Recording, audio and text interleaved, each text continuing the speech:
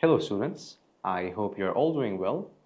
This video is part of a series that we are preparing for you here at Quick Study that follows the GCSE Business curriculum. This video could be divided into two parts, where the first part will focus on why new business ideas come about, and the latter part will cover how new business ideas come about. Primarily, new business ideas could come about because of three reasons. First of all, there are changes in what customers would prefer or want.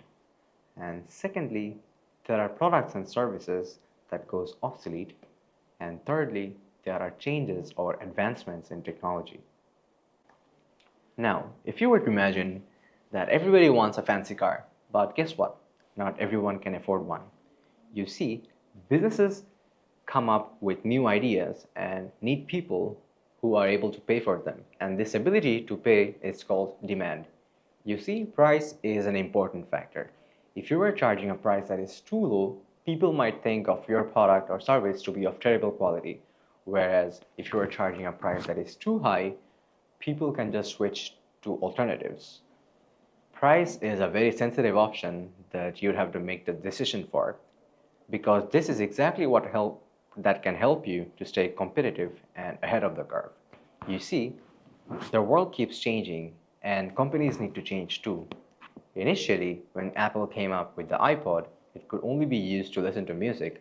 However, when they came up with the iPhone, it's one device that you could use to take photos, listen to music, listen to the FM radio, and also communicate with others. And businesses that adapt to change the fastest are the ones who are most likely to succeed. And then you could see there's the issue with products and services that go obsolete. You see, people change and so do their needs.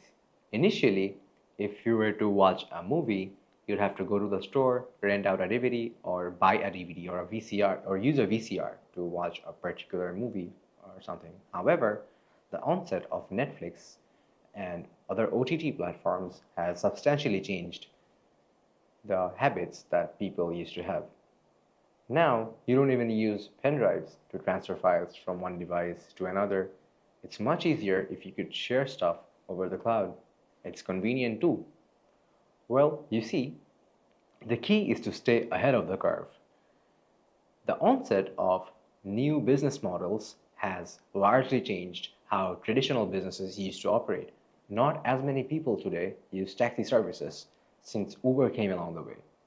The onset of Amazon has revolutionized how businesses deliver their products. The availability of the variety of products that Amazon has in store could be compared to nothing that a traditional store might have in stock. Now, imagine super cool phones that barely work because the internet is too slow. Well, that's exactly what it was like for people to use a smartphone before faster technology like the 5G came along.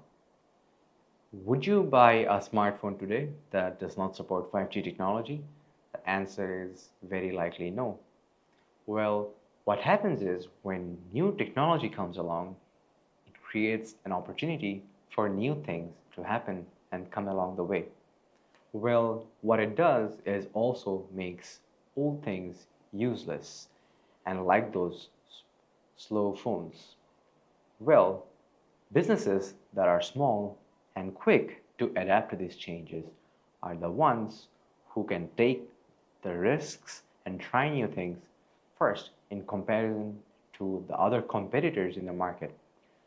Well, this will always give you a competitive edge, and this is quite exciting.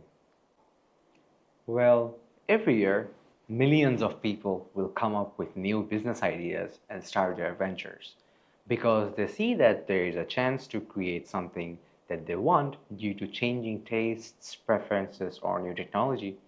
They may have the drive or the resources to make their dream a reality. However, there are a few things that you should consider that would largely affect the chances of success that you would have in starting out a new venture. Well, first of all, you need to think if the idea is genuinely new and valuable. How much value does it really add to people's lives if they were to purchase your product or service? And just because it's new does not mean people would want it. And then there's the question if there are other challenging competitors in the market. Well, business isn't really a cakewalk. If you've got competitors who have far more resources and who could put their resources to much better use than you can, you will be overshadowed by them. And then you would need to consider if your target customers are loyal to your business or not. Well, customer loyalty is when the same person will keep coming back to you and buy your products or services. You see, this is essential to ensure that your long term success is reliant upon these customers. Well, have you ever wondered why kids keep asking the question, why? Well, it's because they're just naturally curious and they want to understand the world better. And this is the same curiosity that fuels new business ideas. Well, we all have business ideas, like wanting to try out a new recipe or trying out a new ice cream flavor. Well, sometimes we keep them to ourselves and we don't really want to share the same idea with others. It could probably because we are just embarrassed of what the results would be like, or we are being afraid of judged by other people. But guess what? If you could share your business idea with a close friend or a family member, you could get valuable insights and opinion on how you could improve upon it. Without new ideas, businesses might disappear. Well, every business wants to be the best, right? Depending upon which factor your business is the best in, is what can help you establish a competitive advantage. When you have a competitive advantage over other businesses in the industry, it can help you stay ahead of the game. Different businesses have established their competitive advantages based on factors like the quality of their product, the price that they're charging for their product, and various other factors. Well, it is for these businesses that having brand new ideas can also act as a competitive advantage because no other business in the industry has tried that before. If you could take Apple's operating system as an example, what is Apple really offering you? They're essentially offering you an ecosystem. When you switch from one Apple product to another, the process is quite seamless. There's no friction in between. And these new ideas are what helps businesses stand out and become successful. Well, when you look around, most products or services that you see around you are already built off of something. They're not really created entirely from scratch, starting from movies to chocolate bars. They are based on something that has already been proven to be successful. Well, why do you think it's that so? It's because it's much easier and cheaper when you build off of something that has already been proven to be successful. Say, for example, you already have a chocolate bar. What if you were to add caramel and nuts all around it? Now you just have a different version of a chocolate bar, but you added value along with it. You see, it's much better for you.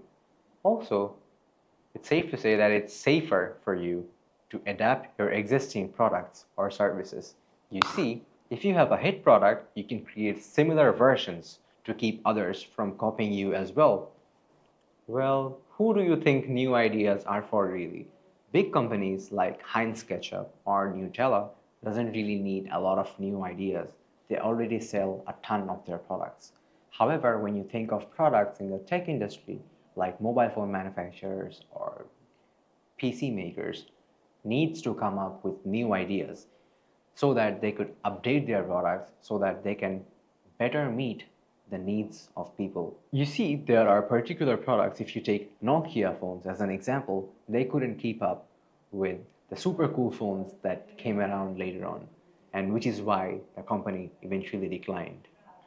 Well, so how do you really decide or who really comes up with these new ideas? It's not always the business owner who is coming up with the new ideas. There are other factors that could contribute to new and creative ideas.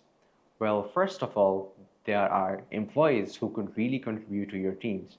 If you have got happy employees, people who are motivated and empowered and inspired to do better, to move out of their way to deliver to the best of their abilities, these are people that you could depend on.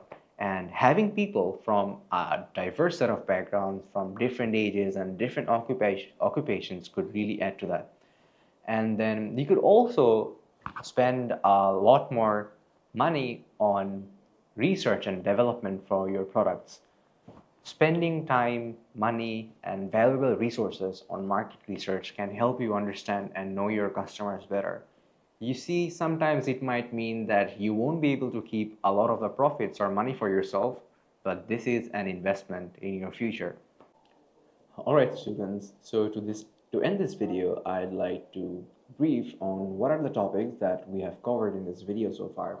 So to start off with, we talked about how new business ideas come about and how the changes in customer needs and wants have evolved over time. Then there are the products and services that have been obsolete. Then there are changes in technology and how new business ideas are sometimes helpful for some, but not so much for others. Then we talked about how new ideas can help you establish a competitive advantage. Then we talked about sometimes it's much easier to adapt your products and services to other products that already exist as opposed to coming up with something completely new off of the scratch. Then I'd like to thank you for watching this video, and I'd like to ask you to subscribe to our channel if you've liked this video, since we post regularly on different subjects and various topics that can help you ace your GCSEs. And to add to that, I'd like to ask you to visit our website www.quickstudy.uk to know more about our online tutoring services. Thank you.